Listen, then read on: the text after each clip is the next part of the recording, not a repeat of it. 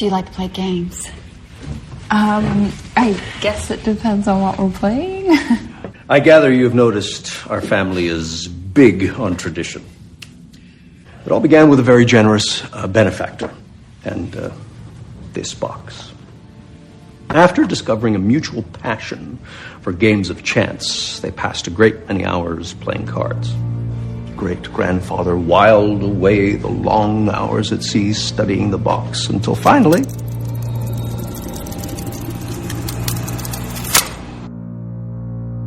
Welcome to the Haddonfield Horrors podcast, where we discuss all things horror, from one-off movies to franchises to TV series and even expanded media. I'm Mark. Tawan.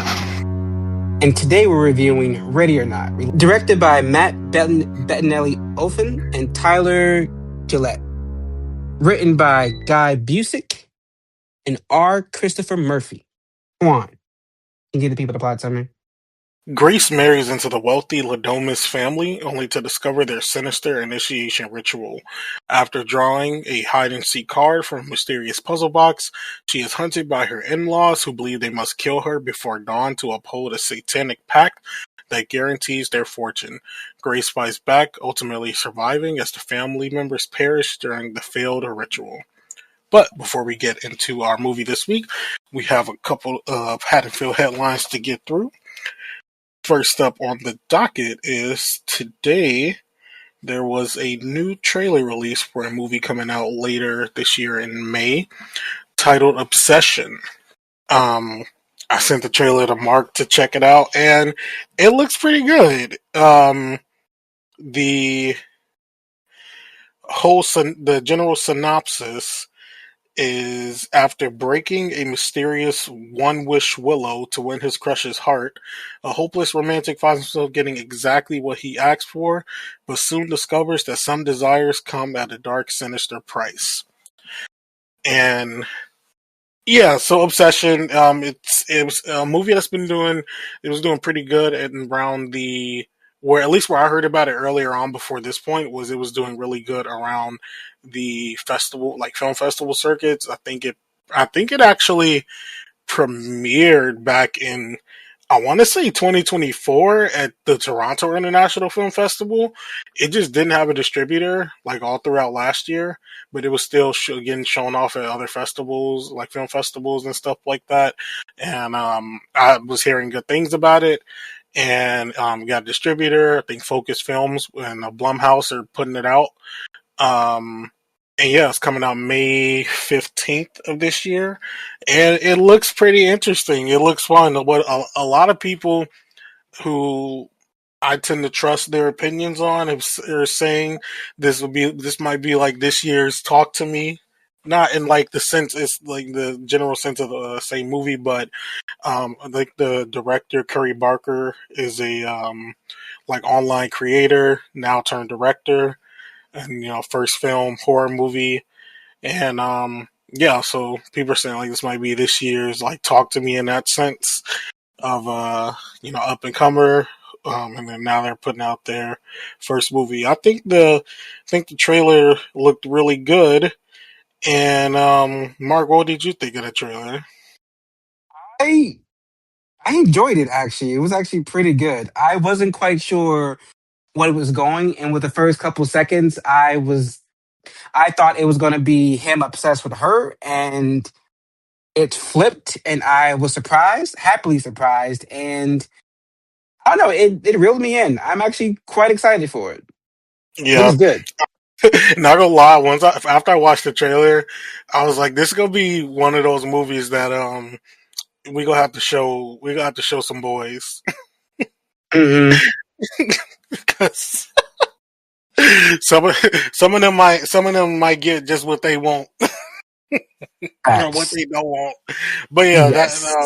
This one looks like it might be shaping up to be pretty good, and if our schedule stays on pace, me and Mark may get to see it a bit early, and we may have an early review for you guys before it comes out. So who knows? This should be really exciting. Yeah, that'd be great. So hopefully we can do that and have a little early scoop for you guys on how it is. But moving on, while the plot is kept under wraps for this movie, Happy Death Day director Christopher Landon is to helming a supernatural horror film titled Final Boarding. We don't know any plot details at this point in time, but he is signed on to write and direct this project. Um, it doesn't say who it's going to be released under. No, it's no. Yes, it does. It's going to be a Sony. It'll be released under Sony, and Chris Landon will be working from a previous screenplay draft by Javier Julian, who um, has writing credits in Hard Eyes, Disturbia, and some of the past Paranormal Activity movies. So that can be kind of hit or miss. Glad to see Christopher Landon, getting on his feet again after the Scream 7 drama. He gave us Drop last year, which I really did like. That was kind of giving me a bit of Red Eye vibes somewhat with that movie. So I did like that one. And yeah, I hope this one ends up being good for him as well. We're also still on track to get Happy Death Day 3 from him. So I'm excited for that whenever that comes out because I did like the first two Happy Death Days, which I don't think we cover, right? Nope. Cool. Well, yeah, we'll eventually have to cover that whenever the third one is coming out. I think that'll be a little fun time. Moving on though, third up on our list, which I wonder how Mark is gonna like this news. Ghostface voice actor Roger L. Jackson to play Rabbit in Winnie the Pooh Blood and Honey 3. How do you feel about that? I mean, the man needs his money, so I'm not mad at him. You gotta do what you gotta do sometimes. So, Mark is um, just like waiting to make me suffer through those movies. it's more of like I'm I'm curious about those movies, and I don't want to just. I They want to keep read. they I keep want to adding watch them. more.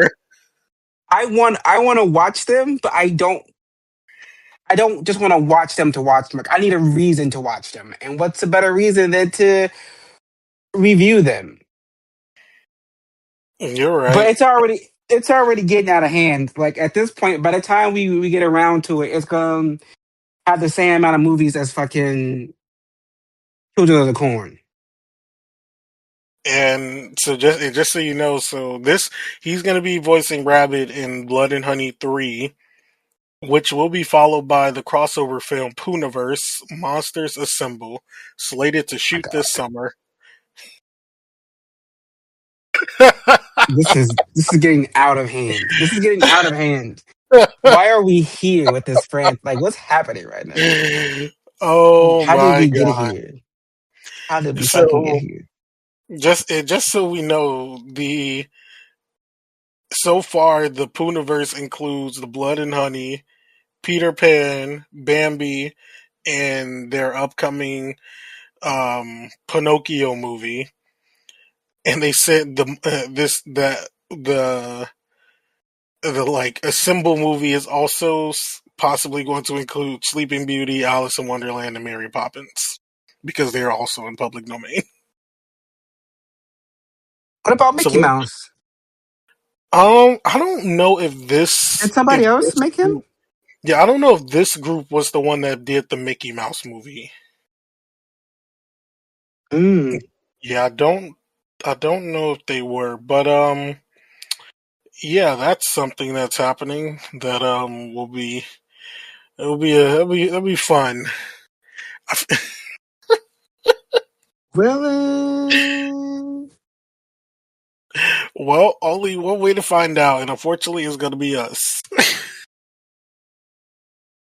True. So we'll get there when we get there. That's the shit. That's like two. It's like 2 months worth of movies there. Well, at least we know we wouldn't have to guess about what to review next.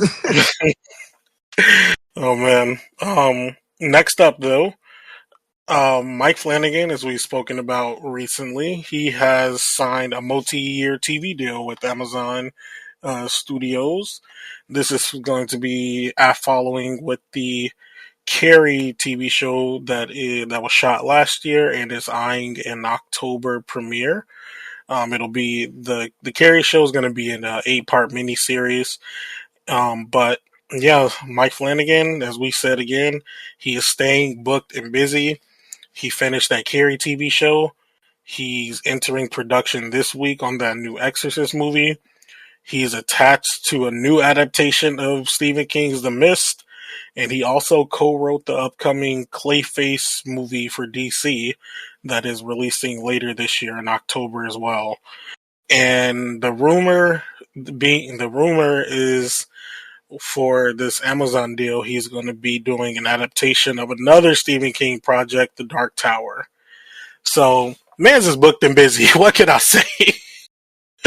I mean, television seems to where he shines the best. I mean, he got like he did like 4 or 5 shows with Netflix. All of them were bangers. The 2 Hill House seasons, Midnight Mass was really good. The Fall of the House of Usher, and there was something else that he did with them too.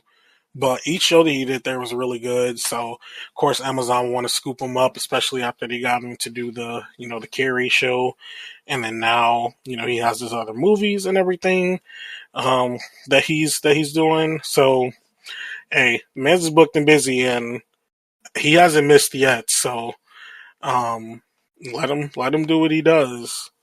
I'm glad to see some people in the horror world getting to do what they like to do. And if the quality stays up fine, and they, let him, let him, keep that creative control he does with his projects, I think it will be just fine.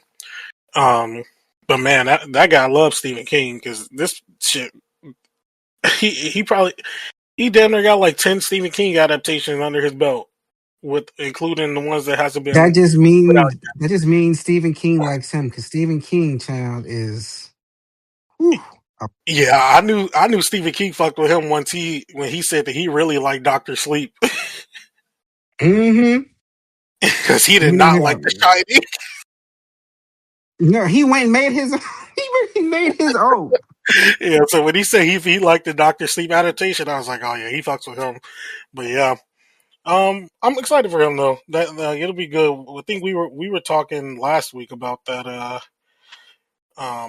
Like The Exorcist. I think both in and out of well, no, both in and out of the show, we were kind of talking about it a little bit. But I'm interested to see what he's going to do with it, especially since that is going to be a like original thing in universe, not attached to any other prior stories or like a remake. So interested to see where he goes with that. Mm-hmm. And I think I just have one more thing for us, and then we can move on to Ready or Not. Apparently, we're going to be getting news soon for the Sorority Row sequel. How do you feel about that? Did you like that one? The Which one? 2009 one? Oh, I'm trying to think. Oh, been so long. Did I?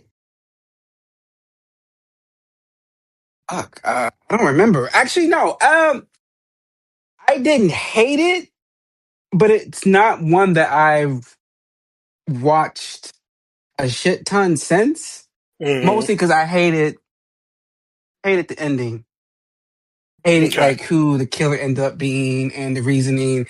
Not because it's a remake, just because like I didn't like the movie as it stood. Okay. Yeah, I can't say that. Well, at the time when that came out, I don't think I got to see it in theaters. I think that was one of those like ordered from Netflix ass movies at the time when I watched it. Um, but I didn't know that it even was a remake. Like when I was younger, I didn't know that it was a remake of The House on Sorority Row. I didn't know that was a thing until later, and I still have not watched it. Didn't know though. Yeah, didn't know those were like remakes, but I didn't mind that one, that '09 one. I thought it was a fine little slasher.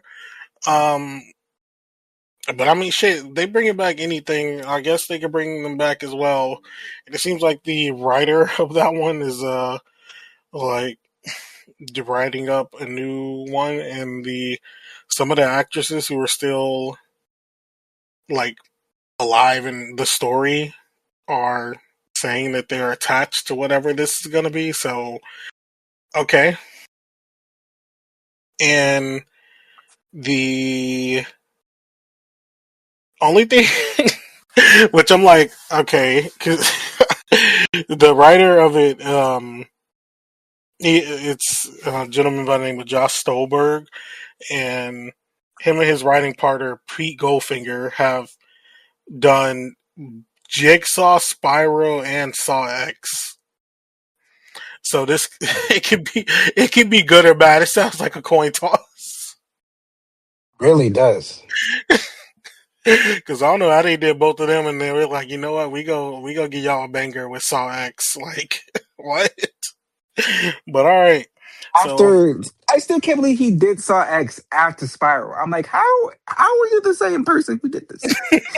like, how- like did you get the feedback of Spiral and was like, okay, I gotta go in here and actually yo, like for real, he must have fix been some like, all right, shit we up. gotta lock in. He's like, okay, let's lock in Like real quick. he took those notes and was like, okay, I'm about to get him some good shit on my way out. I support it. He's like, we gotta I lock wish in. everybody was like that.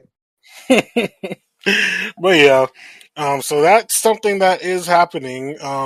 We'll eventually get to sorority road territory. We love a slasher with the girlies, so we'll get there. But yeah, that wraps up our how to feel headlines this week. I'll kick it back to Mark so we can review Ready or Not. Ready or not, this is actually a long time coming. This is another movie that Tawan has been hounding me about for years and just like, you gotta watch it, you gotta watch it. It's so good. And I've just been putting it off because I'm hard headed and I don't listen. So it took me a while to come around and see this one. And it was so good.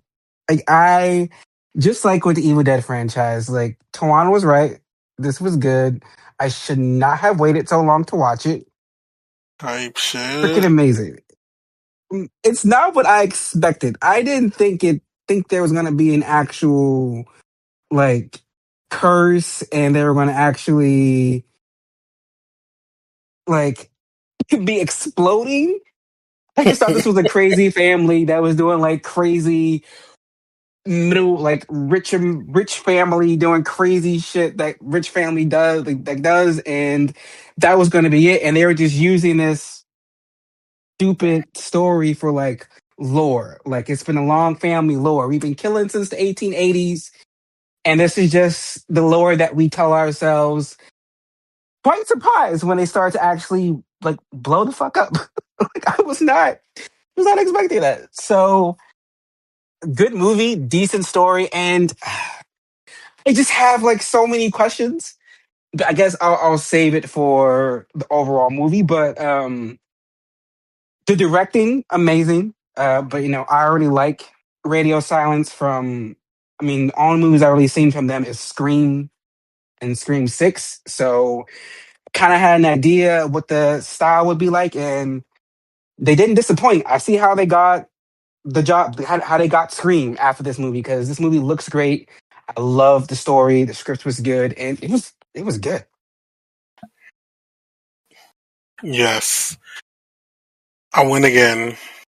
That's all I'm gonna say. No, but Two for two so far. I'm no, I really did like this movie. I remember I got to actually. I feel like this was like one of the last movies that I remember getting to see early because they used to like prior to 2020. Like if you were active on like certain like Twitter pages or Facebook pages, you could get like those free movie screenings in like the city Oh, I before. remember those. Yeah, now like this, and usually what I would do at the time is I would me and my mom, our buildings were like right next to each other, so I just tell her like you want to see a free movie before it comes out.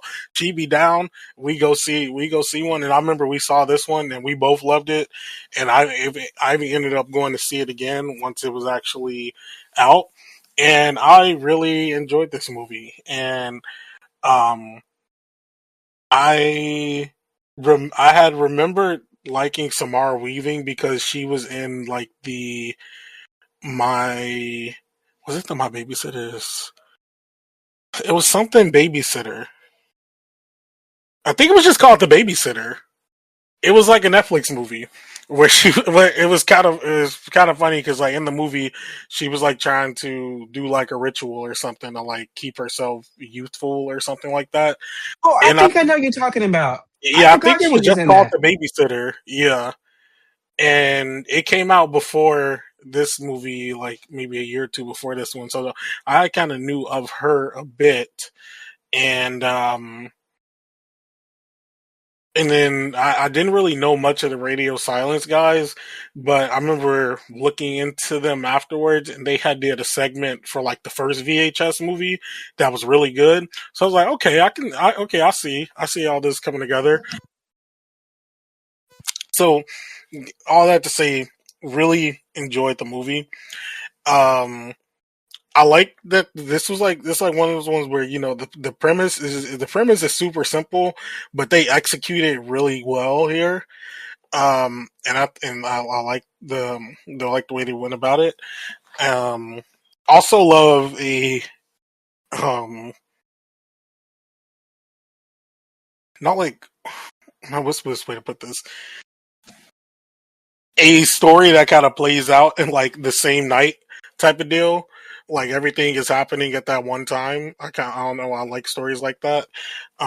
So I did enjoy that with this one. How everything just plays out in the same night. And I also like Mark. I didn't think when we eventually got to the ending that what happened was actually going to happen. Like I I really thought it was gonna be just played up for laughs and nothing was gonna happen and they were just gonna see how crazy they were trying to like kill her the entire night and literally nothing happens. But once it did, best like best ending that possibly could happen in this movie. Um the characters were really good, and even in other movies I like I feel like these characters wouldn't have been I would say like as fleshed out. Like we didn't get like hella backstory, but we got enough to work with, but enough to know what each of these people, what this means to each of them. How older brother is kind of jaded about it all. Alex is just a younger brother. He's not with it, but he's kind of with it because it's still his family at the end of the day. Like we get little tidbits there that are just fit in just to give us just enough was needed, and that's all I can ask for in some in movies, especially where we're just being placed with these characters and it's not like a running series or something like that. So I like that a lot, and I think Samara Weaving, she was really good here as Grace, and I'm so looking forward to seeing her in the second one. Yeah, I enjoyed this movie a lot. It was a fun movie. It was a good time. I just enjoyed it. I did not think I was going to enjoy this movie. I really didn't. I was quite surprised. Mm, so many good scenes and shots. Let's just get into the movie. Let's get into the scenes and the story and all that stuff. For me, the scene that immediately stood out because I was so annoyed, also so over the moon when the one maid lady was hiding in The the dumbwaiter. laundry chute, the dumb waiter, and old girl was trying to help her. and she was like, he was just like, she's in here. Pushes the button and then gets stuck and crushed to death. Come on, please. She's over here. She's over here. She's over here.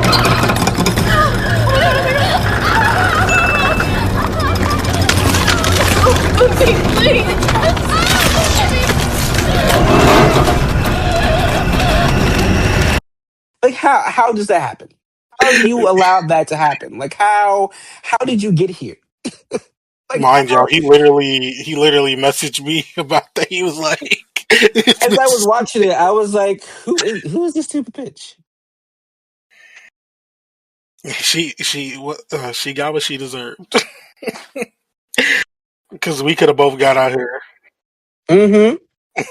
Could have both been home free, safe. No, yeah, that was a good one. Honestly, each of the maid skills were pretty good, especially the I first one mean, with the sister.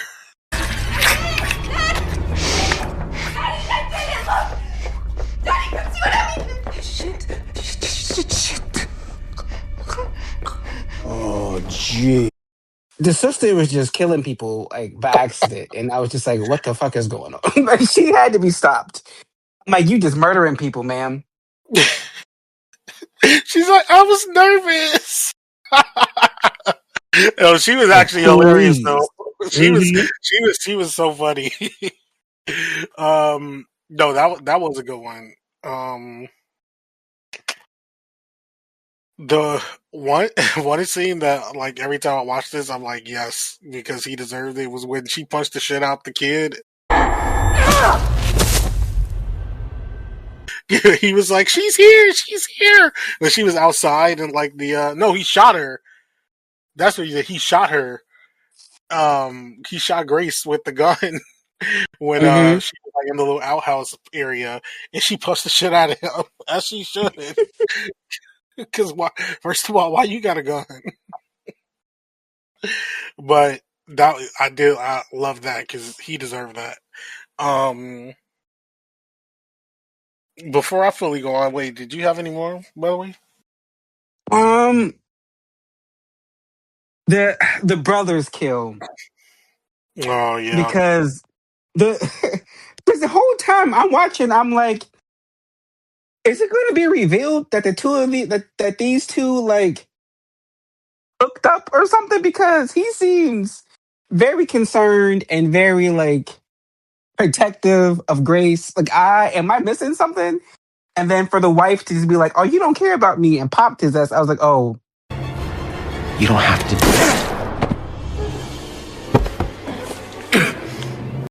I'm like, okay, so she saw this. Too.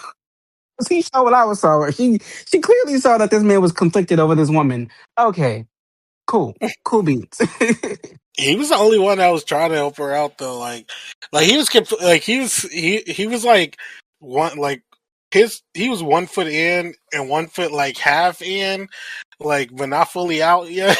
Like he was like he didn't want to like obviously like help kill her, but he as well like loyal to the family, so like he was letting her go but wasn't like he's a I won't say a little weird, but he was just seeing what happened last time and I guess was trying to correct his ways. But I mean, you're already a part of the killer family, so what Facts. more are you gonna do there? Um, another scene for me was when she was in the car with Steven. And he in there just jamming out to his little music, think having a grand old time. She kicked the shit out Oh, of him. is she beating his ass in the background? Yes. No, that Mhm. was good. I did like that, and that's one thing I could say about like I liked in general, which we'll get to, of course, with Grace, but like she was not like um damsel in distress mode. Nope. I love that about her. She was not damsel in distress mode. Like she was fighting back. Like she wasn't just go let them get her. She was fighting back. So I did. I liked how they had her character in like each scene where Like he thought she was cornered or pinned or whatever. Like she was gonna do something to get out of it. Which another scene of hers after she punched the kid Daniel and his wife. She was climbing out on the ladder and she fucking got her hand on that nail. Ew.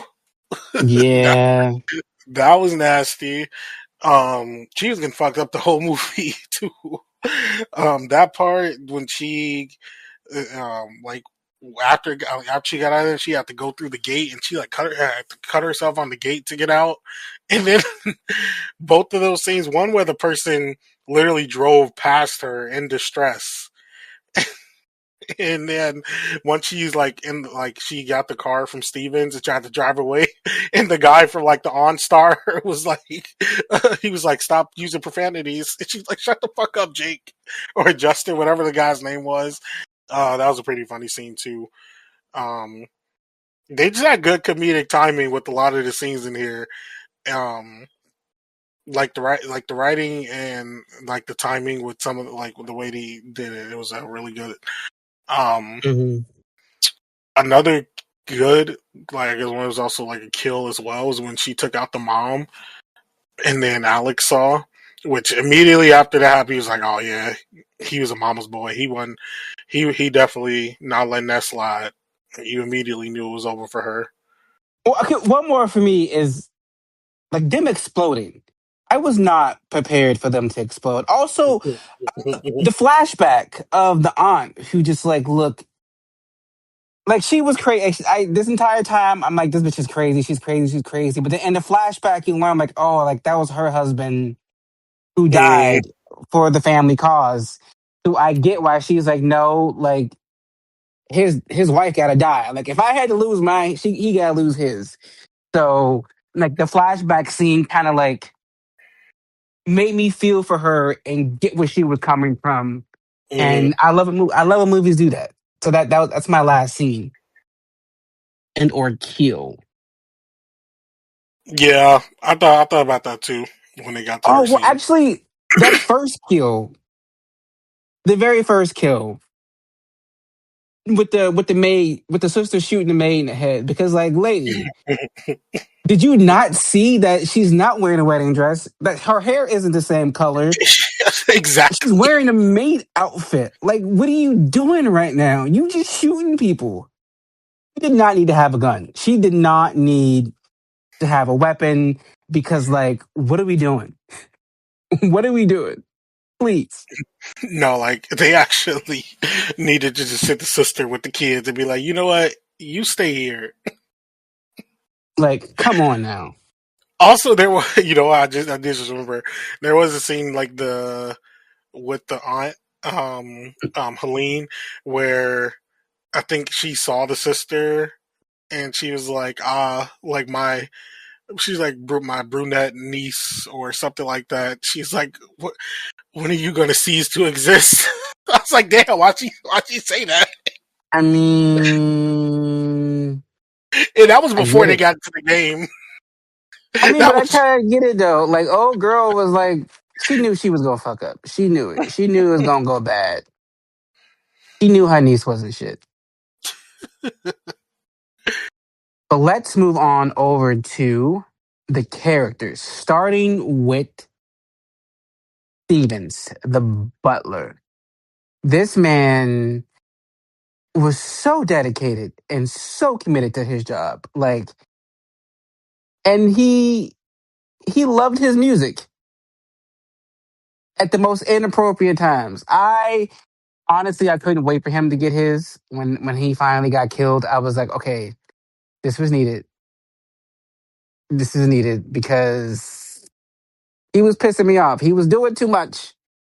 Him and his loud ass music, and I'm like, sir, there are things happening, and you're just around here with the fucking orchestra in your ear. Please be serious. and it's What about you? always like in not like movies like this, but like movies where there's like a fit like your rich family. They always got that one butler who is like maybe he be more down for the cause than they do.